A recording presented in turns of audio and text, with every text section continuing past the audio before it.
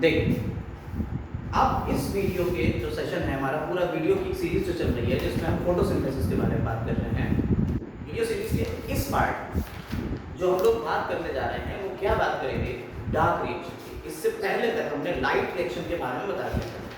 Light reaction में हमने बात करी थी कि आपके दो फोटो सिस्टम होते हैं, फोटो सिस्टम फर्स्ट और फोटो सिस्टम सेकंड। ये दो बातें होती हैं, दो फोटो सिस्टम होते हैं और फोटो सिस्टम पीएस फर्स्ट जो होता है उसमें हमारा रिएक्शन सेंटर होता है P700 वाला, और पीएस सेकंड जो होता है उसमें हमारा रिएक्शन सेंटर होता है P680 वाला। जब लाइट दोनों के ऊपर पड़ती है, जरा सा रिवाइज करा रहे हैं, जब लाइट दोनों के ऊपर पड़ती है तो इनका इलेक्ट्रॉन एक्साइट होते हैं और वो रेडॉक्स पोटेंशियल के थ्रू होते हुए यहाँ पहुँच जाता है। पीएस फर्स्ट वाला जो इलेक्ट्रॉन एक्साइट हुआ है वो आगे जाएगा और वो NADP पॉजिटिव और H प्लस एक साथ जोड़ के क्या बना देगा, इसमें इलेक्ट्रॉन वो यूज हो जाएगा और क्या बना देगा, NADPH। और यहाँ पे साइटोक्रोम B6 से जब ये निकल रहा होगा तो ATP का फॉर्मेशन हो जाएगा। जब यहाँ पे से ये इलेक्ट्रॉन निकल रहा होगा तो क्या होगा, इसमें इलेक्ट्रॉन की डिफिशियंसी होगी। वो डिफिशियंसी H2O के टूटने से यानी स्प्लिटिंग से होती है। यही लाइट रिएक्शन हमने बताई थी। ये डिफिशियंसी इससे पूरी हो जाती है 4H प्लस 4 इलेक्ट्रॉन्स और एक प्रोटॉन। ये इलेक्ट्रॉन इसको मिल जाएंगे और इस तरह से ये इलेक्ट्रॉन चलता रहेगा। ये एक नॉन साइक्लिक फोटोफॉस्फोराइलेशन का सिस्टम था और ये हमने आपको बताया था लाइट रिएक्शन में, इससे पहले वाले वीडियो पार्ट 2। ये जो ऑक्सीजन है ये निकल रही, तो ये जो रिएक्शन, तो लाइट रिएक्शन के एंड प्रोडक्ट क्या थे। लाइट रिएक्शन में एंड प्रोडक्ट हमने आपको बताए थे कि NADPH और ATP और O2, ये इतनी चीजें बनती हैं। ये इतनी चीजें बनती हैं किसमें, लाइट रिएक्शन के एंड में। और डार्क रिएक्शन में इसी का यूटिलाइजेशन होता है। लेकिन दो पॉइंट जो छूट गए थे पिछले पार्ट में, उनको हम यहाँ कवर करेंगे। हमने आपको बताया था कि ये दो फोटो सिस्टम होते हैं, फोटो सिस्टम सेकंड और फर्स्ट। इनके डिस्कवरी के बेसिस पे इनके नाम रखे गए हैं। पहले सेकंड चलता है फिर फर्स्ट चलता है, लेकिन डिस्कवरी इनकी अलग अलग हुई थी इसलिए इनके नाम फर्स्ट और सेकंड पड़े। ठीक है, अब जरा देखिएगा, ये दो फोटो सिस्टम होते हैं, इस बात का पता किसने लगाया। दो फोटो सिस्टम होते हैं, इस बात का पता लगाया इमर्सन ने। एक साइंटिस्ट थे इमर्सन, और वो एक्सपेरिमेंट जो उन्होंने किया उसे कहते हैं इमर्सन एनरिचमेंट इफेक्ट या इमर्सन्स इफेक्ट। अब जरा उसको देखते हैं क्या था। इन्होंने क्या करा, इन्होंने सनलाइट ली और सनलाइट की जो हमने पूरी फ्रीक्वेंसी आपको बताई थी, सनलाइट की फ्रीक्वेंसी बताई थी कि सनलाइट में वेब गियर होता है, वायलेट, इंडिगो, ब्लू, ठीक है, ग्रीन, येलो, ऑरेंज, रेड, ये होता है। इसमें सबसे ज्यादा वेवलेंथ रेड की होती है और सबसे कम वेवलेंथ वायलेट की होती है। और फोटोसिंथेसिस हमने आपको बताया था कि फोटोसिंथेसिस ब्लू और रेड रीजन में सबसे ज्यादा होती है। यहीं से एब्जॉर्प्शन स्पेक्ट्रम बना था और एक्शन स्पेक्ट्रम भी इसी के स्पेक्ट्रम बना था। अब उन्होंने क्या करा, उन्होंने इमर्सन साहब ने मोनोक्रोमैटिक लाइट ली। कैसी लाइट ली, मोनोक्रोमैटिक। मोनोक्रोमैटिक मतलब मोनो मतलब सिंगल, क्रोमा मतलब कलर, यानी एक कलर की लाइट ली जिसकी वेवलेंथ 680 नैनोमीटर से नीचे थी। और फोटोसिंथेसिस कराई डाली पर पेड़ के ऊपर, फोटोसिंथेसिस हुई, उन्होंने इफेक्ट देखा तो फोटोसिंथेसिस हो रही थी, सही था।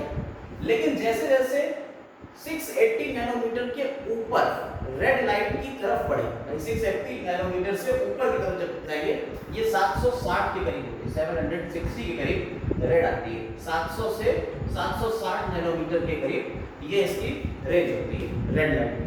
तो 680 से जैसे ही ऊपर गए, यानी रेड लाइट की तरफ जैसे ही गए, मोनोक्रोमैटिक लाइट को यूज करना, सिंगल लाइट, पहले ये वाली डाली, फिर ये वाली डाली, ये वाली डाली, ये वाली डाली, ये वाली डाली, लेकिन जैसे ही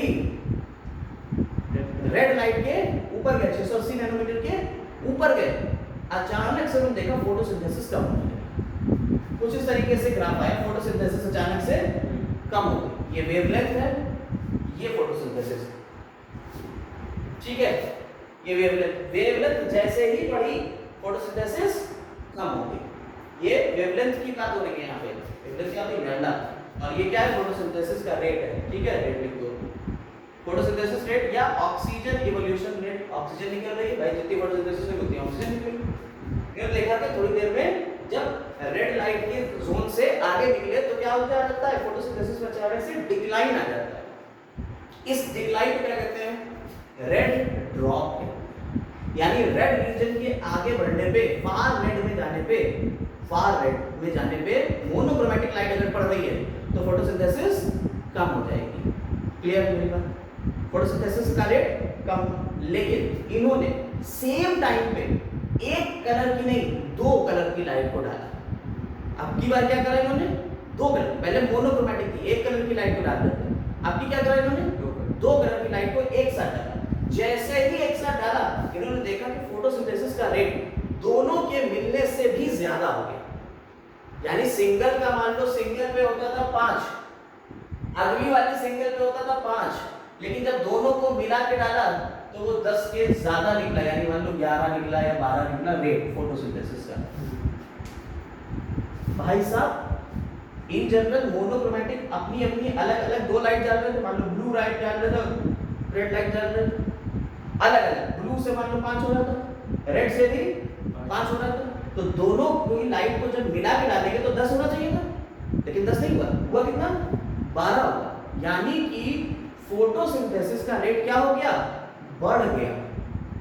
फोटोसिंथेसिस का रेट दोनों के ज्वाइंट से भी ज्यादा बढ़ गया, दोनों के कंबाइंड रेट से भी ज्यादा रेट बढ़ गया, किसका, फोटोसिंथेसिस का। इसे क्या कहा, एनरिचमेंट का, इसे हमने क्या कह दिया, एनरिचमेंट कह दिया। तो यही फोटोसिंथेटिक एनरिचमेंट इफेक्ट भी कहलाता है। याद रखिएगा यहाँ पे क्वेश्चन 2-3 बार पूछे जा चुके हैं कि रेड ड्रॉप एक्सपेरिमेंट किसका था, इमर्सन का था। फोटोसिंथेटिक एनरिचमेंट इफेक्ट क्या था, इमर्सन ने बताया था कि भाई जब दो लाइट्स को, मोनोक्रोमैटिक लाइट्स को एक साथ मिला के डालेंगे तो इंडिविजुअल लाइट से भी ज्यादा फोटोसिंथेसिस होने लगे। देखिए यहाँ ज्यादा हो रहा है, सप्लीमेंट्री लाइट ज्यादा हो रहा है, समझ में? इस प्रोसेस को क्या कह दिया, एनरिचमेंट इफेक्ट कह दिया। ये बात हमें बता क्या रही, इस एक्सपेरिमेंट से हमें पता क्या चल रहा है, ये क्या बात बताना चाह रही है, ये बताना चाह रही है 2 पॉइंट जो यहाँ लिखे हैं। क्या, presence of different type of harvesting molecules, यानी कि जो हार्वेस्टिंग मॉलिक्यूल है ना, जो लाइट को हार्वेस्ट कर रहे हैं, LHC लाइट हार्वेस्टिंग कॉम्प्लेक्स बताया था हमने आपको, जिसमें क्या क्या होता है, क्लोरोफिल A होता है, क्लोरोफिल B होता है, कैरोटीनॉइड्स होते हैं, ज़ैंथोफिल होते हैं, ये सब मिला के क्या बनते हैं, लाइट हार्वेस्टिंग कॉम्प्लेक्स बनते हैं। वो कह रहा है कि डिफरेंट टाइप के होते हैं, ये बात समझ में। अराउंड अ ट्रैप सेंटर यानी रिएक्शन सेंटर बीच में, ठीक है, इन फोटोसिंथेटिक यूनिट, फोटोसिंथेटिक यूनिट यानी PSG, फोटोसिंथेटिक यूनिट, ठीक है, यानी वही लाइट हार्वेस्टिंग कॉम्प्लेक्स है।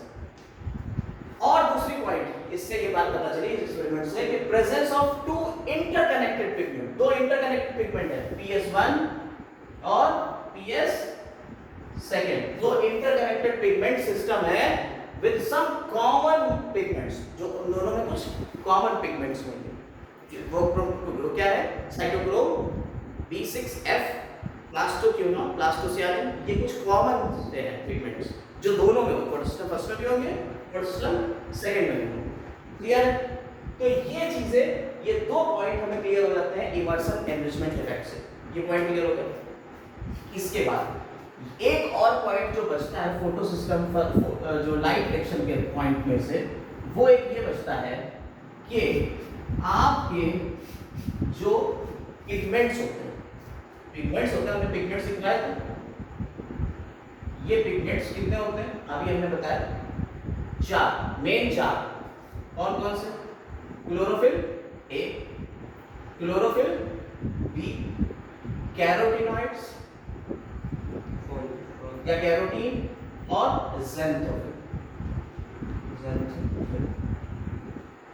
ठीक, ये 4 पिगमेंट्स हैं हमारे पास, और इन चारों पिगमेंट से मिला के पिगमेंट सिस्टम बन रहा है।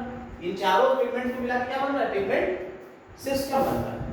कैसे बन रहा है? हमने आपको बताया था कि क्लोरोफिल ए का मॉलिक्यूल होता है, क्लोरोफिल ए का मॉलिक्यूल होता है, इसके आसपास तुम्हारे कोर मॉलिक्यूल्स होते हैं, क्लोरोफिल बी हो गया कोर मॉलिक्यूल्स हो गए, उसके आसपास एंटीना मॉलिक्यूल्स होते हैं, बताया था, याद करिए फर्स्ट वीडियो में ये सब हम बता चुके हैं, ठीक है, दोबारा से रिवाइज हो जा रहा है। तो ये हो गया, तो ये कोर मॉलिक्यूल होगा एंटीना। अब ये सब क्या करते हैं? लाइट को ट्रैप करते हैं और ये बीचों बीच में चले जाते हैं। लेकिन हमें ये कैसे पता चला कि ये पिगमेंट्स कौन कौन से हैं? ये पता चला पेपर क्रोमैटोग्राफी से, क्रोमैटोग्राफी से, पेपर क्रोमैटोग्राफी से हमने अलग अलग टाइप के पिगमेंट्स को अलग अलग किया। तो कैसे किया समझिए जरा, ये हटा देते हैं, ये वाला पार्ट हटा देते हैं, ये तो आपको समझ में आ ही गया है। हमने क्या करा, पेपर क्रोमैटोग्राफी क्या होती है जरा ध्यान से देखिएगा। हमने क्या करा, ये एनसीईआरटी का पॉइंट है पेपर क्रोमैटोग्राफी, बस उन्होंने इतना लिख दिया लेकिन समझाया नहीं कि क्या होता है। हमने क्या करा, हमने एक लीफ ली, इस लीफ को मोर्टार और पेसल से हमने पीस लिया, ठीक है, किससे? मोर्टार और पेसल से इसे हमने पीस लिया, और पीसने के बाद इसे हमने किस में डाल दिया? एल्कोहल में डाल दिया या एसीटोन में डाल दिया। तो एसीटोन में क्या होता है? ये एसीटोन में इसके सारे पिगमेंट्स घुल जाते हैं, किसमें? एसीटोन में। एसीटोन में ये सारे पिगमेंट्स इसके घुल गए, ग्रीन कलर का पूरा या जो भी कलर थे वो सब इसमें आ गए। अब क्या करा हमने, इसको पानी में रख के इसे गर्म किया, इसको जो है हमने पानी में रखा, यहाँ पानी में, ये वाला पार्ट इसमें रख दिया और इसको हमने पानी में गर्म किया। अब एसीटोन में आग लग जाएगी, अगर डायरेक्ट तुम गर्म करोगे तो आग लग जाएगी, तो पानी से गर्म किया तो एसीटोन तो उड़ गया, जो पिगमेंट्स थे वो कॉन्सेंट्रेटेड फॉर्म में यहाँ आ गए, ठीक। अब हमने एक पेपर लिया, पेपर क्रोमैटोग्राफी वाला पेपर लिया, उस पेपर के ऊपर ये पिगमेंट जो कॉन्सेंट्रेटेड फॉर्म में थे उसको हमने यहाँ ड्रॉप बना के डाल दिया, ठीक। अब इस पेपर को उठाया और एक टेस्ट ट्यूब के अंदर इस पेपर को कहाँ रख दिया हमने? एक टेस्ट ट्यूब में लटका दिया, ये पेपर इसमें लटका दिया और इसमें ये ड्रॉप है, इस ड्रॉप में क्या है? ये कॉन्सेंट्रेटेड चीजें हैं जो इस लीफ से निकली थी, और नीचे हमने एसीटोन वगैरह रख दिया, एल्कोहल एसीटोन रख दिया, और ऊपर हमने एक डॉट लगा दी कॉर्क, ताकि कोई चीज उड़े। थोड़ी देर में क्या देखा हमने, यहाँ से ये एसीटोन को इस पेपर में एब्जॉर्ब करना शुरू करा। अब जब एसीटोन इस एब्जॉर्ब करेगा तो क्या होगा? अरे आप किसी पेपर को लीजिए, जो रफ पेपर होता है ना, पानी में डालिए, एब्जॉर्ब होने लगता है पानी, नीचे से ऊपर आने लगता है, कैपिलरी राइज होता है, पानी नीचे से ऊपर की तरफ जाने लगा, जिसके साथ में ये पिगमेंट्स भी ऊपर से ऊपर की तरफ जाने लगे। अब हमें पता चल गया कि ये पिगमेंट्स ऊपर आगे कौन कौन से थे, ठीक है। तो यहाँ पे लीफ में जब देखा, लीफ के ये पिगमेंट्स थे, ये इस पेपर के ऊपर अलग अलग अरेंज हो गए, क्लोरोफिल बी सबसे नीचे, फिर ए, फिर ज़ैंथोफिल, फिर कैरोटीन। ये कहलाता है पेपर क्रोमैटोग्राफी। ये पूरी टेक्निक क्या कहलाती है? Paper chromatography. ये क्रोमैटोग्राफी प्लेट का ये पेपर ले लिया और इस पेपर में ये धीरे धीरे पिगमेंट्स अलग अलग अरेंज हो जाते हैं। इस तरह से पता चला कि 4 तरीके के पिगमेंट्स होते हैं भाई साहब एक लीफ के अंदर। तो 4 तरीके के पिगमेंट्स हम समझ में आगे कैसे होते हैं। यहाँ तक बात आपकी लाइट रिएक्शन की चल रही है, ठीक। अब हम लोग जो बात करेंगे वो डार्क रिएक्शन की करेंगे। देखो, अब जो डार्क रिएक्शन की बात आ रही है, तो डार्क रिएक्शन को ही हम बायोसिंथेटिक फेज कहते हैं। डार्क रिएक्शन को क्या कहते हैं? बायोसिंथेटिक फेज कहते हैं या ब्लैकमैन्स रिएक्शन कहते हैं। देखिए, आप फिर से एक बार छोटी सी चीज एक बार बता देते हैं। हमने आपको बताया फोटोसिंथेसिस, और फोटोसिंथेसिस में हम लोग कहाँ तक आ गए? हम लोग पढ़ते यहाँ तक आ गए कि लाइट रिएक्शन होती है और एक डार्क रिएक्शन होती है, और ये दोनों के दोनों कहाँ होती है? ये किसी क्लोरोप्लास्ट के अंदर होती है, और chloroplast double membrane bound structure होता है। क्लोरोप्लास्ट के अंदर होते हैं थाइलेकोइड, और थाइलेकोइड के ग्रुप को क्या कहते हैं बेटा? ग्रैनम कहते हैं। क्या कहते हैं? ग्रैनम कहते हैं। और इस ग्रैनम या थाइलेक्वाइड में क्या होती है, लाइट रिएक्शन होती है। और लाइट रिएक्शन अभी पीछे हमने पढ़ाया आपको कि लाइट रिएक्शन के एंड में होता क्या है, लाइट रिएक्शन का जो एंड रिजल्ट निकलता है वो क्या आता है, लाइट रिएक्शन का एंड रिजल्ट आता है कि एटीपी बनेगा और क्या बनता है, NADPH बनता है और क्या बनता है, ऑक्सीजन बनती है। ये लाइट रिएक्शन का एंड रिजल्ट है। ये दोनों क्या है, एनर्जी करेंसी है, एनर्जी है जिसका यूज आगे डार्क रिएक्शन में होगा। अब क्या होता है, यहाँ होता है अगला पार्ट क्लोरोप्लास्ट में, जिसे क्या कहते हैं, स्ट्रोमा। ठीक है, क्या कहते हैं इसे, स्ट्रोमा कहते हैं। और स्ट्रोमा में कौन सी रिएक्शन चलती है, डार्क रिएक्शन। ये होती क्या है, इसी को हम लोग पढ़ने जा रहे हैं। ब्लैकमैन साइंटिस्ट थे, उन्होंने इसकी पूरी रिसर्च करी और पता लगाया कि हाँ ये चीजें ऐसे ऐसे होती होंगी, तो इसलिए इसका नाम ब्लैकमैन रिएक्शन पड़ गया, डार्क रिएक्शन। लेकिन डार्क रिएक्शन को ब्लैकमैन ने आगे चल के पूरा क्लासिफाई करके बताया कि साहब ऐसा नहीं है कि डार्क रिएक्शन एक साथ हो जाती है। अब डार्क रिएक्शन में होता है, आप फोटोसिंथेसिस में देखते हो कि कार्बन डाइऑक्साइड है, वाटर है और मिलके क्या बन जाता है, ग्लूकोज बन जाता है और थोड़ा सा वाटर निकल भी जाता है और ऑक्सीजन बन जाती है। यही तो रिएक्शन पढ़ी थी तुमने, यही तो रिएक्शन पढ़ी थी, है ना, यही तो रिएक्शन पढ़ते आती थी। लेकिन बेटा अभी आपने देखा लाइट रिएक्शन में इस वाटर की जरूरत पड़ी और इस वाटर से क्या निकला, ऑक्सीजन निकली। लाइट रिएक्शन में ये वाला पार्ट यूज हो गया और इससे क्या निकल गया, ऑक्सीजन निकल गई। समझे बात को। अब इसका कुछ पार्ट डार्क रिएक्शन में यूज होएगा और उससे क्या बनेगा, कार्बन डाइऑक्साइड से ये बस हो गया। यानी डार्क रिएक्शन में हमारा बेसिकली मोटा मोटा समझे तो क्या होगा, कार्बन डाइऑक्साइड का यूज होएगा और क्या बनेगा, ग्लूकोज बनेगा। सिंपल सी बात है। यानी कार्बन डाइऑक्साइड का यूज करके हमें क्या बना देना है, ग्लूकोज बना देना, हमारी डार्क रिएक्शन कंप्लीट हो जाएगी। सिंपल, बहुत सिंपल से बेसिक। अगर ऐसा ऊपर ऊपर समझे तो इतनी बात है। लेकिन अब जो ब्लैकमैन साइंटिस्ट थे उन्होंने देखा कि साहब dark reaction is not that easy कि आपने कह दिया कि ऐसा कार्बन डाइऑक्साइड है, इस जोड़ते चले जाएंगे, इसमें क्या होएगा, इसमें कुछ नहीं होना। इस कार्बन डाइऑक्साइड में हाइड्रोजन तो वगैरह तो जुड़ना है और हाइड्रोजन वगैरह जुड़ के रीअरेंज होके बन जाएगा। इतना आसान नहीं।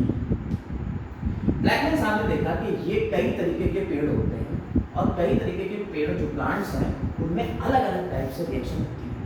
और डार्क रिएक्शन के लिए हमने आपको पहले बताया कि डार्क रिएक्शन के लिए लाइट की रिक्वायरमेंट नहीं होती, इसलिए इसे लाइट इंडिपेंडेंट रिएक्शन भी बोलते हैं। होती है दिन में भी है और रात में भी हो जाएगी। अगर ये एनर्जी है तो ये रात में भी हो जाएगी। इसके लिए लाइट रिएक्शन की एनर्जी की जरूरत पड़ती है, एटीपी और NADPH। ये रिएक्शन तीन तरीके से हो सकती है, इसलिए प्लांट्स को भी तीन पार्ट में बांटती है, C3 प्लांट्स, C4 प्लांट्स और कैम प्लांट्स। तीन तरीके के प्लांट्स होते हैं on the basis of dark reaction. C3 जिनमें कैल्विन साइकिल चलेगा। ये कैल्विन एक साइंटिस्ट थे, कैल्विन और उनके साथियों ने मिलकर पूरा एक साइकिल देखा, C3 साइकिल जिसे बोलते हैं। बताएंगे आगे अभी क्या क्या होता है। अभी कैल्विन साइकिल के ऊपर पूरा डिस्कशन होगा, फिर C4 के ऊपर पूरा डिस्कशन होगा, फिर कैम के ऊपर पूरा डिस्कशन होगा अभी, ठीक है। लेकिन पहले आप एक को समझेंगे, एक चीज को समझते चलिए। कुछ साइंटिस्ट जिन्होंने देखा कि साहब C4 तरीके का भी एक साइकिल होता है, C3 साइकिल वो होता है जिसमें पहला स्टेबल कंपाउंड 3 कार्बन का बनता है, phosphoglyceric acid, PGA, phosphoglyceric acid बनता है। जिसमें पहला स्टेबल कंपाउंड क्या बनता है, फॉस्फोग्लिसरिक एसिड बनता है। वो 3 कार्बन का कंपाउंड है। कितने कार्बन का है, 3 कार्बन का है। इसलिए इस रिएक्शन का नाम क्या रख दिया गया, C3 साइकिल। ऐसे ही अगर पहला स्टेबल कंपाउंड 4 कार्बन का बनेगा तो हम उस रिएक्शन को क्या कर देंगे, C4 रिएक्शन कर देंगे। और पहला स्टेबल कंपाउंड है क्या, ऑक्सैलोएसिटिक एसिड। ये 4 कार्बन का कंपाउंड होता है। और कैम साइकिल बहुत स्पेशल तरीके का साइकिल है। ये जो सूखे हुए एनवायरनमेंट होते हैं, जीरोफिटिक एनवायरनमेंट, जो सूखे हुए रेगिस्तान होते हैं, उनमें क्या होता है, स्टोमेटा रात में खुलते हैं, दिन में नहीं खुलते हैं। तो ऐसे एनवायरनमेंट में फोटोसिंथेसिस का एक अलग ही तरीका देखने को मिलता है। उसमें क्रेसुलेशियन एसिड बनता है इसलिए हम क्या कहते हैं ग्रेजुलेशन एसिड मेटाबॉलिज्म। क्लियर? ये कैम तरीके का साइकिल होता है। हम लोग अभी जो डिस्कस करने जा रहे हैं वो है C3 साइकिल, कैल्विन साइकिल। इन तीनों ही तरीके से बनेगा क्या? फूड बनेगा। इन तीनों ही तरीके से क्या बनेगा? फूड बनेगा। प्लांट कार्बन डाइऑक्साइड से क्या बनेगा? ग्लूकोज बनेगा। ये तीनों ही तरीके, और ये हाँ, इन तीनों ही तरीके से को मिला के हम कंबाइन क्या करें? Dark reaction. चाहे प्लांट में ये हो, चाहे प्लांट में ये हो, चाहे प्लांट में ये हो, हम क्या कहेंगे? ये डार्क रिएक्शन चल रही है। सिंपल सी बात है। तो डार्क रिएक्शन के अंडर में ये तीनों आ जाएंगे। और डार्क रिएक्शन के बारे में किसने बताया? ब्लैकमैन ने बताया। और उसमें C3 कैल्विन साइकिल है। क्लियर हो गई ये बात? क्लियर हो गई? अब हम लोग किसके बारे में बात करेंगे? C3 के बारे में बात करेंगे। अच्छा, वो कह रहा है लाइट, फिर से एक बार बता रहा है, लाइट रिएक्शन में एनर्जी बन रही है, डार्क रिएक्शन में इस एनर्जी का यूज करके कार्बन डाइऑक्साइड से फूड बना लेना। बस इतना होगा। लेकिन ये स्टेप बाय स्टेप बहुत लंबी रिएक्शंस होती हैं, हम उनको डिस्कस करेंगे आगे। चलिए तो उसको डिस्कस करते हैं। देख, कैल्विन साइकिल जो है, जिसे हम C3 साइकिल के नाम से भी जानते हैं, इसे कैल्विन से आपने डिस्कवर करा था, उनके साथियों ने, कैल्विन एट ऑल, उनके साथियों ने। और ये 3 स्टेप में डिवाइड है। ये पूरा साइकिल जो है, जो हमने यहाँ बनाया है, NCERT में बना हुआ है, पूरा ऐसे बना हुआ है। ये 3 स्टेप में डिवाइड। पहला स्टेप जो होता है उसे कहते हैं कार्बोक्सिलेशन, दूसरा स्टेप जो होता है उसे कह देते हैं रिडक्शन, और तीसरा स्टेप जो होता है उसे कह देते हैं रीजनरेशन। यानी ये 3 स्टेप में डिवाइड। पूरा साइकिल को हमने किसमें 3 पार्ट में डिवाइड कर दिया। मोटा समझाने के लिए ये बात कर रहे हैं। हालांकि ये है बहुत लंबा साइकिल, वो बताएंगे, लेकिन पहले आप ये समझिए कि ये 3 पार्ट में डिवाइड है। और कौन से 2 पार्ट हो गए? पहला पार्ट हो गया कार्बोक्सिलेशन, दूसरा पार्ट हो गया रीजनरेशन, और तीसरा पार्ट हो गया रिडक्शन और रीजनरेशन। कार्बोक्सिलेशन, रिडक्शन और रीजनरेशन, ये 3 पार्ट में डिवाइड है। कौन सा साइकिल? Calvin cycle. जैसे C3 साइकिल है, चाहे प्लांट C4 हो, चाहे प्लांट कैम हो, चाहे प्लांट C3 हो, C3 साइकिल तो चल रही है। चलिए होता क्या, पहले समझिए C3 का साइकिल। इस साइकिल में सबसे पहले जो लीफ होती है, लीफ के अंदर RUBP होता है, RUBP, राइबोलोज 1,5 बिसफॉस्फेट या बाइफॉस्फेट। इसमें होता क्या है? इसमें कार्बन डाइऑक्साइड को जोड़ दिया जाता है। एक लीफ के अंदर जो स्ट्रोमा रीजन, हमने भी कहा होता है डायमेंशन क्या हो रही है? स्ट्रोमा में रही। तो स्ट्रोमा रीजन में क्या हो रहा है? RUBP में कार्बन डाइऑक्साइड को जोड़ा जा रहा है। और कार्बन डाइऑक्साइड कहां से आ रही है? एटमॉस्फेयर से आ रही है। लीफ में कहां से आएगी? एटमॉस्फेयर से आएगी, हवा से तो आ रही है। इस कार्बन डाइऑक्साइड में को RUBP में जोड़ा गया, और इस जोड़ने के प्रोसेस को कहते हैं कार्बोक्सिलेशन, यानी कार्बन डाइऑक्साइड का एडिशन। यानी वो क्या है? जरा ध्यान से देखिए, RUBP, इसमें कौन जुड़ रहा है? कार्बन डाइऑक्साइड जुड़ रही है, और बन रहा है 3 फॉस्फोग्लिसरेट या 3 फॉस्फोग्लिसरिक एसिड। यहाँ से ये कार्बन डाइऑक्साइड जुड़ी, यही तो लिख दिया हमने। लेकिन ये रिएक्शन इतनी आसान नहीं होती जितनी आप समझ रहे हो। NCERT ने तो ऐसे लिख दिया 2 लाइन। हम भी पहले आपको ये पूरा 2 लाइन वाला ही समझाएंगे तेजी से, क्योंकि क्वेश्चन भी इसी से उठेंगे, फिर डिटेल में भी बताएंगे। RUBP, राइबोलोज बाइफॉस्फेट, एक 5 कार्बन का कंपाउंड। कितने कार्बन का है? 5 कार्बन का, और एक कार्बन ये थी, दोनों जुड़ गए, 6 कार्बन का कंपाउंड बनना चाहिए था, लेकिन ये बना एक 3 कार्बन का कंपाउंड, 3 3 नंबर पे फॉस्फेट लगा हुआ, 3 फॉस्फोग्लिसरिक एसिड, 3 तो ऐसे कितने कंपाउंड बने होंगे? ऐसे 2 बन गए होंगे, एक से इन दोनों को मिलने से 2 PGA बन गए, तभी तो 6 कार्बन पूरे होंगे। देखो 3 कार्बन ये है, और 3 का मल्टीप्लाई जब 2 से होगा टोटल 6 होगा, 5 कार्बन ये है, 1 कार्बन ये है, तो 6 हो गए, 6 लेफ्ट साइड और 6 राइट साइड, या 3 तो बैलेंस हो गए। इस कार्बन को इसमें जोड़ने के लिए एक एंजाइम की भी तो जरूरत पड़ेगी। ऐसे जुड़ जाएगा क्या? नहीं साहब, RUBISCO याद करो, ये एंजाइम ने आपको बताया था रुबिस्को, राइबोलोज बिसफॉस्फेट कार्बोक्सिलेज, कार्बोक्सिलेज और ऑक्सीजनेज। ऑक्सीजन को तोड़ने ये कार्बन डाइऑक्साइड को भी जोड़ेगा और ये ऑक्सीजन को भी जोड़ेगा। ये ऑक्सीजनेज एक्टिविटी में दिखा सकता है, ये कार्बोक्सिलेज एक्टिविटी में दिखा सकता है। यहाँ ये कार्बोक्सिलेशन करा रहा है, यानी ये कौन सी एक्टिविटी दिखा रहा होगा? Carboxylase activity. तो इसे हम कहते हैं कि राइबोलोज बिसफॉस्फेट कार्बोक्सिलेज। पूरा नाम इसका कार्बोक्सिलेज ऑक्सीजनेज ही है। क्लियर है? ये एंजाइम हमने आपको बताया था मोस्ट अबंडेंट प्रोटीन है ऑन अर्थ। अर्थ के ऊपर सबसे ज्यादा अबंडेंट प्रोटीन कौन सी है? रुबिस्को। पहले बता चुके हैं बायोमोलिक्यूल में। इसकी वजह से कौन हो गया? Carbon dioxide. अब ये क्यों से कार्बोक्सिलेज कहते हैं? अगर कार्बन डाइऑक्साइड की कंसंट्रेशन ज्यादा है तो ये आरयूबीपी में किसे जोड़ देगा? Carbon dioxide. अगर ऑक्सीजन की कंसंट्रेशन ज्यादा है तो ये आरयूबीपी में किसको जोड़ देगा? ऑक्सीजन को जोड़ देगा। इसलिए इसने डुअल नेचर रखा हुआ है, इसीलिए इसे कार्बोक्सिलेज भी कहते हैं और ऑक्सीजनेज भी कहते हैं। लेकिन यहाँ हम लोगों को सिर्फ और सिर्फ इसकी कार्बोक्सिलेज एक्टिविटी को देखना है। ऑक्सीजनेज एक्टिविटी जब देखेंगे तब हम बात करेंगे फोटो रेस्पिरेशन की। इस चैप्टर का लास्ट टॉपिक है फोटो रेस्पिरेशन, ठीक है? उसके बारे में बात करेंगे। लेकिन प्रकाशीय श्वसन हम कहते हैं फोटो रेस्पिरेशन, यानी कि लाइट की प्रेजेंस में रेस्पिरेशन होने लगा, फोटोसिंथेसिस हट गई किनारे और रेस्पिरेशन चालू हो गया। ये बताएंगे, लेकिन अभी पहले देखिए ये बात बाद में होगी ऑक्सीजनेज वाली, पहले कार्बोक्सिलेशन।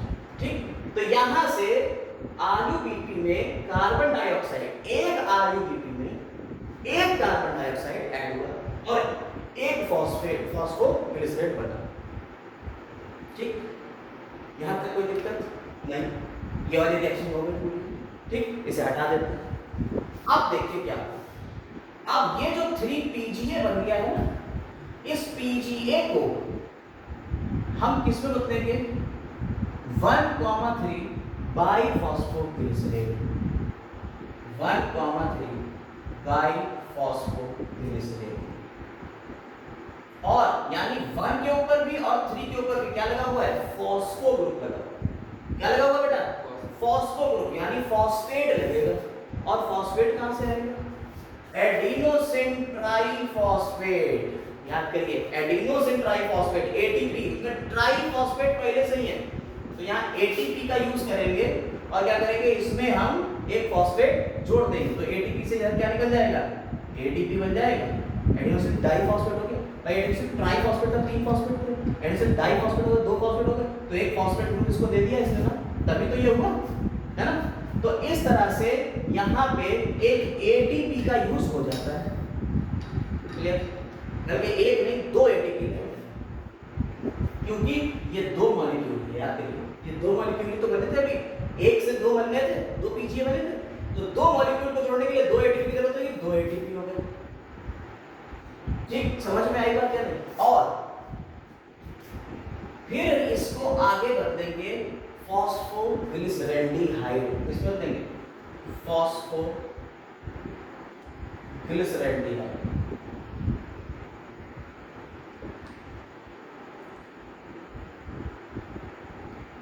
ठीक है, फॉस्फोग्लिसरेल्डिहाइड, PGAN, फॉस्फोग्लिसरेल्डिहाइड। जब एसिड को एल्डिहाइड में बदलेंगे तो भाई साहब यहां क्या होगा?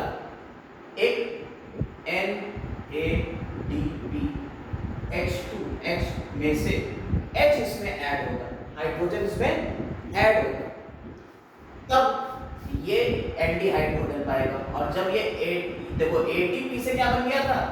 ATP बन गया था यार, ATP टूटा तो ATP बना, नहीं समझे?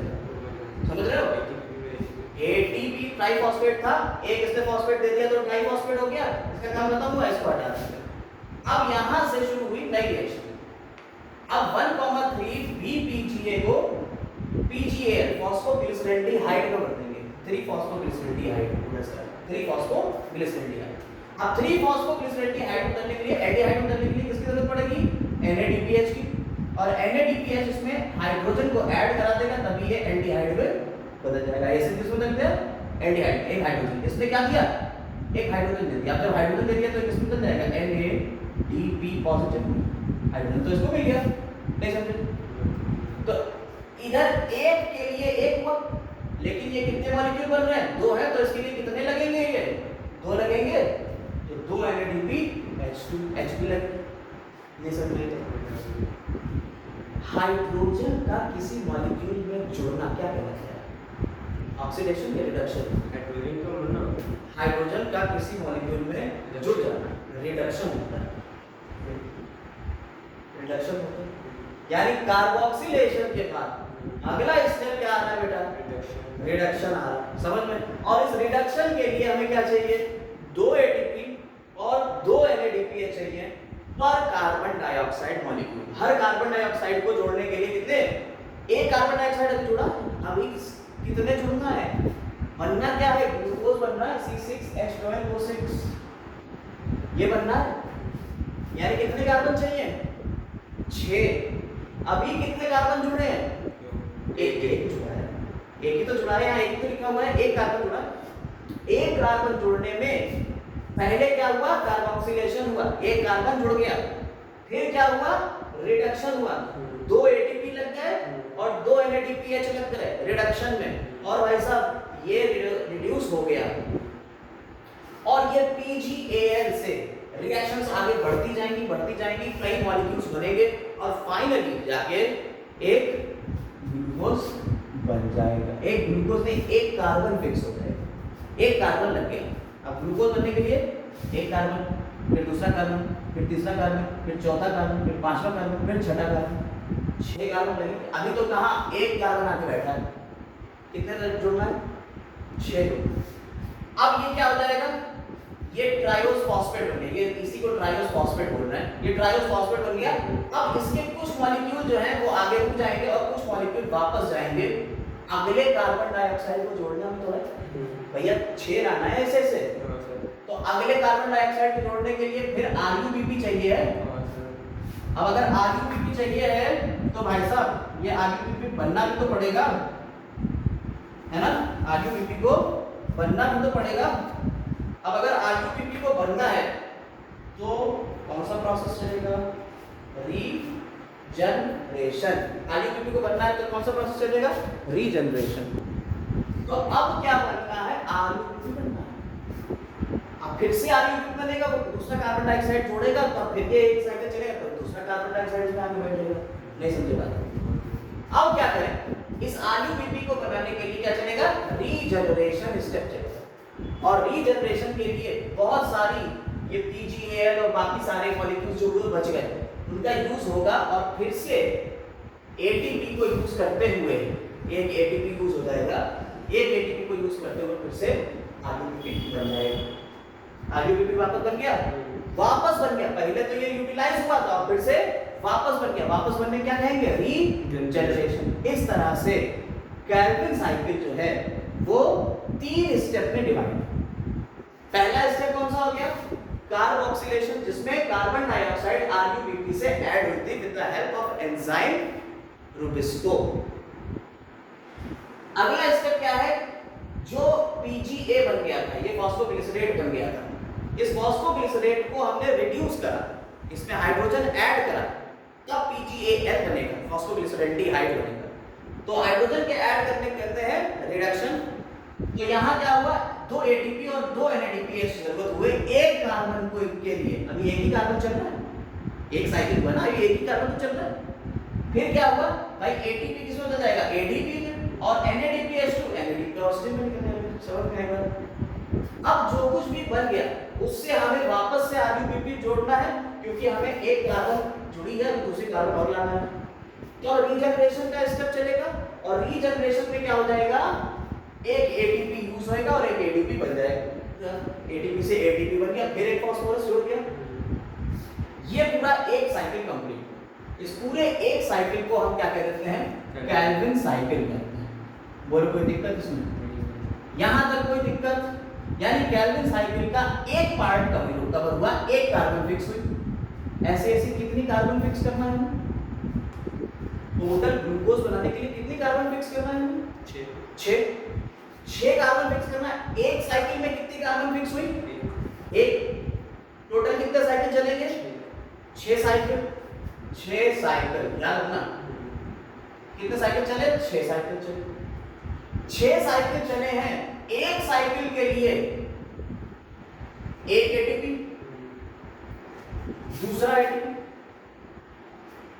दो तो यहां थे और एक यहां, तो कितने एटीपी चाहिए, 3 एटीपी है एक साइकिल के लिए, ठीक। और कितने NADPH, 2 NADPH चाहिए, कितने के लिए, फॉर 1 साइकिल। और ऐसे ऐसे कितने साइकिल चाहिए, 6 साइकिल चलना चाहिए, तभी तो अगला कार्बन अगर ऐसे कार्बन फिक्स हो रहे हैं। 9 ATP चाहिए, तो टोटल कितने हैं, 6 का मल्टीप्लाई करो, 6 दिया 18 ATP और 12 और 12 NADPH। और कार्बन कितने चाहिए, कार्बन डाइऑक्साइड कितने चाहिए, तो एक था 6 कार्बन डाइऑक्साइड चाहिए। नहीं समझ पाता, समझ में आ गई बात। अब जरा इस स्टेप को समझो, यहाँ से क्वेश्चन उठे एक नहीं कई बार, ऑलमोस्ट हर साल इस पॉइंट से क्वेश्चन उठ जाता है। हाँ ये काउंटिंग से वो तुमसे पूछता है कि एक ग्लूकोज का मॉलिक्यूल बनाने के लिए कितनी बार कार्बन साइकिल चलेगा, 6। क्वेश्चन सुनते रहना, आंसर देते रहना। एक साइकिल में एक कार्बन डाइऑक्साइड को फिक्स करने के लिए कितने एटीपी की जरूरत पड़ रही है, कितने NADP की जरूरत पड़ रही है, ठीक है, कितने कार्बन की जरूरत पड़ रही है, एक कार्बन को फिक्स करने के लिए एक कार्बन डाइऑक्साइड की जरूरत पड़ रही है। एक ग्लूकोज के मॉलिक्यूल को बनने के लिए 6 साइकिल चाहिए, तो 6 साइकिल के लिए कितने चाहिए होंगे, 6 साइकिल के लिए कितने चाहिए होंगे, 18 ATP, 12 NADPH और 6 कार्बन डाइऑक्साइड। अब इसको रीफ्रेम करते हैं, नए तरीके के क्वेश्चन और कैसे आ सकते हैं।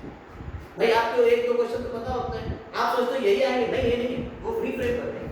अब वो पूछ लेंगे 3 साइकिल के लिए कितने होंगे, अगर 3 बार कार्बन साइकिल चला तो कितने ATP, 9 ATP, 3 3 9 ATP हो गए, 6 NADPH, 3 2 6 NADPH हो गए, और 3 कार्बन डाइऑक्साइड हो गए, 3 कार्बन डाइऑक्साइड हो गए। बात समझ में आई या नहीं?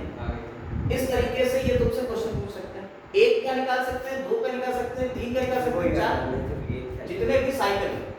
यहाँ आपका एक साइकिल के लिए है, एक साइकिल पता अगर है तो सारे साइकिल का हो जाएगा। एनसीईआरटी ने ऐसे टेबल बना दी। अब यहाँ पे एनसीईआरटी ने एक पॉइंट ये लिख दिया, सुक्रोज और स्टार्च, ये क्या बवाल लिख दिया।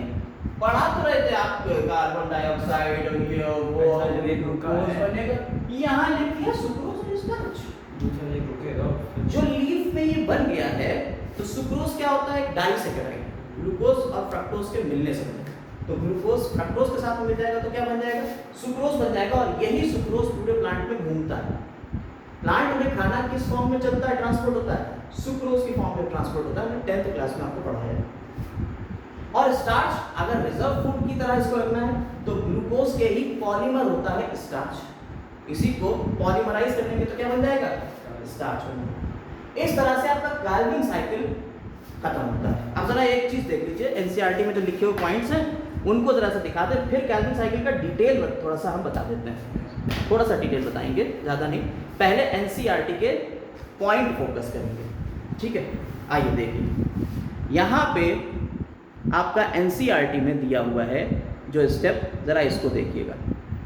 यहाँ दिया हुआ है कार्बोक्सिलेशन। देखिए फोटोसिंथेसिस में कैल्विन साइकिल है, और कैल्विन साइकिल में उन्होंने कहा है कि चाहे कैसे भी हो, ऑल फोटोसिंथेटिक फेजेस सब में कैल्विन साइकिल तो चलेगा। पहला स्टेप है कार्बोक्सिलेशन, और ये क्या कह रहा है, carboxylation is the fixation of carbon dioxide into stable organic intermediate. Organic intermediate बनेगा, 3 कार्बन का एक इंटरमीडिएट बनेगा जिसे हम क्या कह रहे हैं, PGA। Carboxylation is most crucial step of the carbon cycle where carbon dioxide is utilised for carboxylation of RuBP। देखिए RuBP में कार्बन डाइऑक्साइड जुड़ेगी। This reaction is catalysed by the enzyme RuBP carboxylase. हालांकि इसका पूरा नाम क्या है, Rubisco carboxylase oxygenase, ठीक है, क्योंकि ऑक्सीजनेज एक्टिविटी भी करेगा। क्लियर। तो रुबिस्को की जरूरत पड़ रही है इस कार्बन डाइऑक्साइड को किस में जोड़ने के लिए, RuBP में जोड़ने के लिए। ये पहला स्टेप हो गया, इसे कहते हैं कार्बोक्सिलेशन। नेक्स्ट स्टेप जो है वो क्या है, कार्बोक्सिलेशन के बाद आता है रिडक्शन। अगला स्टेप क्या आता है बेटा, रिडक्शन आता है। ये रिडक्शन क्या है, रिडक्शन में क्या होता है, सीरीज ऑफ रिएक्शन, कई रिएक्शंस होती हैं जिसमें ग्लूकोज बनता है to the formation of glucose. Step involve utilisation of 2 molecules of ATP बताया और 2 NADPH रिड्यूस होंगे पर CO2, हर CO2 के लिए। ऐसा कितने टर्म चलेंगे, 6 टर्म चलेंगे पूरे कार्बन एक ग्लूकोज को बनाने के लिए। ये तो हो गया आपका कौन सा, रिडक्शन हो गया। रिडक्शन यानी हाइड्रोजन को ऐड करेंगे, रिडक्शन हो जाएगा। अब आता है रीजनरेशन। भाई RUBP को वापस भी तो बनाना है, तो रीजनरेशन। रीजनरेशन में क्या है, कार्बन डाइऑक्साइड को एक्सेप्ट करने वाले जो RUBP है उसे दोबारा बनाने के लिए एक ATP का यूज करके फॉस्फोराइलेशन करके क्या बना देंगे, हम RUBP बना देंगे। इसे रिडक्शन कहते हैं। इस तरह से यहाँ पे एक समरी इन्होंने दे दी है इन और आउट की। इन में क्या है, 6 कार्बन डाइऑक्साइड आ रही हैं, एक ग्लूकोज का मॉलिक्यूल आ रहा है, ठीक है। 6 कार्बन डाइऑक्साइड से एक ग्लूकोज बन गया, 18 ATP से 18 ADP बन गए और 12 NADPH से 12 NADP बन गए। क्लियर, ये इन और आउट का हो गया। एक के लिए भी आ गया, ये अगर इसको डिवाइड कर देंगे 6 से तो एक कार्बन डाइऑक्साइड के लिए आ जाएगा। क्लियर हो गया ये। इस तरह से C3 साइकिल का ये NCERT फेज तो हमने खत्म कर लिया। अब जरा थोड़ा सा हम और डिटेल देख लेते हैं। देखो अब बात करेंगे हम इसमें डिटेल। देखो अगर तुम्हें NCERT लेवल पढ़ना है तो यही तो वीडियो आपका तो खत्म करो इससे। लेकिन अगर तुम्हें इसका थोड़ा डिटेल वर्जन देखना है कि भाई और कैसे कैसे कॉम्पिटिटिव एग्जाम में क्वेश्चन आ सकते हैं, तब हम तुम्हें ये डिटेल में बता रहे हैं कि कार्बोक्सिलेशन असल में क्या होता है। देखिए कार्बोक्सिलेशन में RUBP ने कार्बन डाइऑक्साइड के साथ में ऐड किया रूबिस्को की प्रेजेंस में और पहले एक अनस्टेबल कंपाउंड बनाता है। भाई ये याद रखना, क्वेश्चन यहाँ से पूछा गया कि पहला अनस्टेबल कंपाउंड कौन सा होता है जो 6 कार्बन का है, 2 कार्बोक्सी 3 कीटो 1,5 बाइफॉस्फोराइबोटॉल। ये एक अनस्टेबल कंपाउंड है। फिर क्या होता है, इसमें वाटर मॉलिक्यूल की हेल्प से ये टूट जाता है PGA रूप में। तो ये कितने, अगर हम इसके 12 मॉलिक्यूल ले लें, 12 मॉलिक्यूल ले लें RUBP, सॉरी 6 मॉलिक्यूल ले लें RUBP, क्योंकि 6 साइकिल चलेंगे और 6 मॉलिक्यूल ले लें इसके, तो 6 मॉलिक्यूल बन गए इसके और 6 मॉलिक्यूल बन गए इसके और 6 ही ये लग जाएंगे, तो ये कितने बन जाएंगे टोटल, 12 मॉलिक्यूल बन जाएंगे ये वाले। भाई 1 से 2 बनते हैं तो टोटल 12 मॉलिक्यूल बन गए PGA के। फॉस्फोग्लिसरेडिहाइड, ग्लिसरिक एसिड, फॉस्फोग्लिसरिक एसिड या फॉस्फोग्लिसरेट, NCERT में फॉस्फोग्लिसरेट है अभी बताया। अब फॉस्फोग्लिसरिक एसिड यहां तक बन गया पहला स्टेबल कंपाउंड, 3 कार्बन का स्टेबल कंपाउंड कौन है, फॉस्फोग्लिसरेट, फॉस्फोग्लिसरेट कौन, 3 फॉस्फोग्लिसरेट, यानी 3 नंबर पे लगा हुआ है फॉस्फोरस। ठीक, ये पहला स्टेबल कंपाउंड है, इसलिए इस साइकिल का नाम क्या रख दिया गया, C3 साइकिल। ठीक, अनस्टेबल कंपाउंड में पूछेंगे कोई अनस्टेबल कंपाउंड बन रहा है, हाँ पहला एक अनस्टेबल कंपाउंड बन रहा है। NCERT में ये मेंशन नहीं किया अनस्टेबल क्या, हम उसके आगे बढ़ा, ये NCERT के आगे है, अनस्टेबल कंपाउंड बन रहा है, ये 6 मॉलिक्यूल बन रहा है, 6 मॉलिक्यूल्स, 2 कार्बोक्सी 3 कीटो प्लस बाइफॉस्फोराइबोटॉल, ये अनस्टेबल कंपाउंड है। तो अगर क्वेश्चन आए कि कार्बोक्सिलेशन में कोई अनस्टेबल कंपाउंड बनता है, हाँ बनता है, क्या नाम है, 2 कार्बोक्सी 3 कीटो 1,5 डाइफॉस्फोराइबोटॉल। ठीक, अब स्टेबल कंपाउंड का नाम क्या है, 3 कार्बन का कंपाउंड है जो स्टेबल है, फॉस्फोग्लिसरेट या फॉस्फोग्लिसरेट एसिड। ठीक, ये आपकी कार्बोक्सिलेशन हो गई with the help of rubisco. Enzyme कौन सा लग रहा है, रूबिस्को लग रहा है। ये कार्बोक्सिलेशन रिएक्शन कंप्लीट हो गई। और कार्बोक्सिलेशन में जो टोटल नेट में हम कहें तो कितने, 12 मॉलिक्यूल बन रहे हैं किसके, PGA। अब ये जो 12 मॉलिक्यूल PGA के हैं, इनको कन्वर्ट करेंगे हम, एडिशन कराएंगे इसमें हाइड्रोजन का, और ये रिएक्शन देखी गई कि ग्लाइकोलिसिस जो होती है, ग्लाइकोलिसिस होती है ना, उसमें क्रेब साइकिल से पहले ग्लाइकोलिसिस होती है, रेस्पिरेशन। तो ग्लाइकोलिसिस के बिल्कुल ऑपोजिट चलने वाली स्टेप, इसीलिए इसे ग्लाइकोलिटिक रिवर्सल भी बोलते हैं। तो जो रिडक्शन है उसे हमने क्या बोल दिया है, ग्लाइकोलिटिक रिवर्सल, यानी ग्लाइकोलिसिस के ऑपोजिट रिवर्स में चलने में। इसमें PGA जो है फॉस्फोग्लिसरिक एसिड 3-PGA जो है, इसमें एक ATP को ऐड करेंगे और बन जाएगा 1,3 बाइफॉस्फोग्लिसरिक एसिड। अब अगर टोटल की बात करी जाए तो 12 है, तो ये 12 मॉलिक्यूल हो गए। तो कितने ATP ऐड होंगे, 12 ATP ऐड होंगे।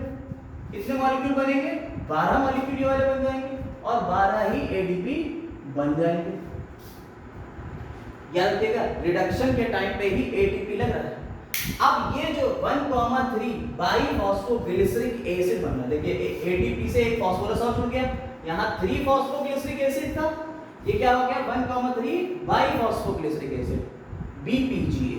ठीक, अब इसमें हमने फिर से इसको रिड्यूस कराया, हाइड्रोजन ऐड कराया, तो कितने NADPH लगाएंगे, 12 NADPH लगाना पड़ेंगे क्योंकि टोटल 12 मॉलिक्यूल, और इससे मिला के हमने बना दिया ग्लिसरल्डिहाइड 3-फॉस्फेट। ठीक, तो कितने बन गए, 12 ग्लिसरल्डिहाइड 3-फॉस्फेट बन गए। क्लियर हो गई बात या नहीं? अब ये ग्लिसरल्डिहाइड 3-फॉस्फेट जो थे, इसमें से कुछ मान लो 5, मान लो कितने 5, इसमें बदल गए 5 डाइहाइड्रोक्सी एसीटोन फॉस्फेट बदल गए। ये याद रखने की जरूरत नहीं, ये हाई लेवल पे है, थोड़ा सा ऊपर हम बढ़ा दिए हैं ताकि आपको इंटरमीडिएट कंपाउंड्स मिल जाएं, ताकि जब हम लोग रेस्पिरेशन पढ़ेंगे तो इन सब के नाम से रूबरू होंगे और ये बता देंगे कि इस तरीके से ग्लूकोज कहाँ से बना।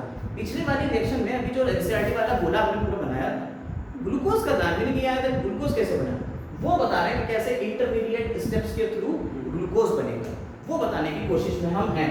ना समझ में आए कोई बात नहीं, परेशान होने की कोई जरूरत इसमें नहीं है, इसको याद भी नहीं करना है, बस एक बार देख लेना है कि कैसे हो रहा है। डाइहाइड्रोक्सी एसीटोन फॉस्फेट DHAP, इसके 3 मॉलिक्यूल लिए हमने और इसके 3 मॉलिक्यूल ले लिए, उन 3 मॉलिक्यूल से मिलके फ्रक्टोज के 3 मॉलिक्यूल बने। फ्रक्टोज और ग्लूकोज, फ्रक्टोज 1,6 बाइफॉस्फेट। देखो ये 3 कार्बन का कंपाउंड, ये 3 कार्बन का कंपाउंड, 3 6 कार्बन का कंपाउंड बन गया फ्रक्टोज। अब फ्रक्टोज के एक मॉलिक्यूल को लिया, 2 मॉलिक्यूल फ्रक्टोज के भी छोड़ दिए जी। देखो क्या हुआ, 12 में से 5 इधर आए, 12 में से कितने आए, 5 इधर आए और ये 5 इसमें कन्वर्ट हो गए, यानी 12 में से 5 तो इसमें कन्वर्ट हो गए, बचे कितने अभी इसमें 7 बचे मॉलिक्यूल। और इन 5 में से 3 इधर ले लिए तो कितने बचे, 2 इधर बचे। ये याद रखना 7 मॉलिक्यूल अभी इसके प्लस में है और 2 मॉलिक्यूल अभी इसके प्लस में है और फ्रक्टोज बन गया कितने, 3। इन फ्रक्टोज में से एक फ्रक्टोज का मॉलिक्यूल लिया, यानी कि अभी 2 मॉलिक्यूल फ्रक्टोज के भी प्लस में चल रहे हैं और फ्रक्टोज के एक मॉलिक्यूल को कन्वर्ट करते हुए फ्रक्टोज 6-फॉस्फेट में कन्वर्ट करा, एक फॉस्फेट हटाया। फ्रक्टोज 6-फॉस्फेट को आइसोमरेज एंजाइम के थ्रू आइसोमर बना दिया, ग्लूकोज 6-फॉस्फेट बन गया और ग्लूकोज 6-फॉस्फेट में भी एक फॉस्फेट हटा दिया तो खाली ग्लूकोज बचा। इस तरह से ग्लूकोज आ गया। तो कार्बोक्सिलेशन के बाद जो रिडक्शन स्टेप आता है उसमें ग्लूकोज कैसे बन रहा है समझ में आया। लेकिन अभी तीसरा स्टेप बचा है भाई, रीजनरेशन, यानी कि वापस से कैसे RUBP बनेगा। RUBP को वापस बनना भी तो है, रीजनरेशन कैसे करेंगे, उसके लिए क्या कराया हमने समझिएगा।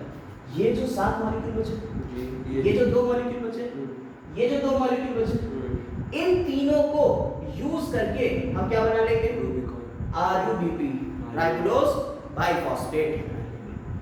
ठीक है, पूरा नाम क्या है, राइबोलोज 1,5 बिसफॉस्फेट है, हम वो बनाएंगे। तो अब तीसरा स्टेप क्या है, रीजनरेशन। आइए वो भी देख लेते हैं कितने स्टेप्स हैं, बस 2-4 स्टेप उसके बाद।